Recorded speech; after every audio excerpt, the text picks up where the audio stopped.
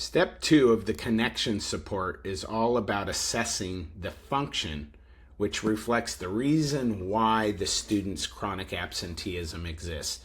Identifying the function that behavior serves for the student helps them pinpoint a more precise function-based support.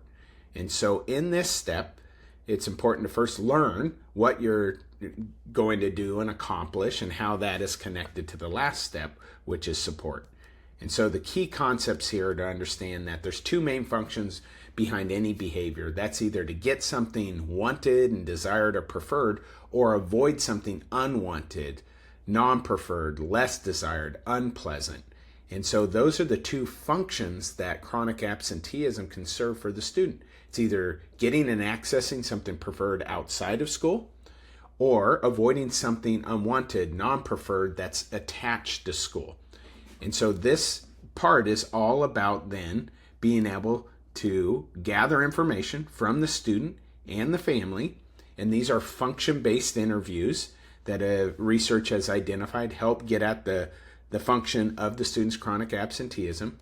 We can interview both the student and the family. If the student doesn't have enough insight and we determine that, then we can lean more on the family interview. But if the student has reasonable insight, then we're going to incorporate both the student's and the family's perspective. Now, just one piece is the step one to connect with the student is critical to be able to then have that relational contact with the student to be able to gather the information.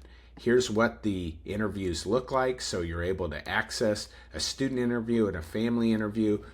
All of these get at the root cause and determine whether the student's chronic absenteeism is more about getting, obtaining, accessing something outside of school that's preferred, or avoiding, escaping from something aversive, unwanted, non-preferred associated with school. So that information then is used to go through and select based on the highest scores.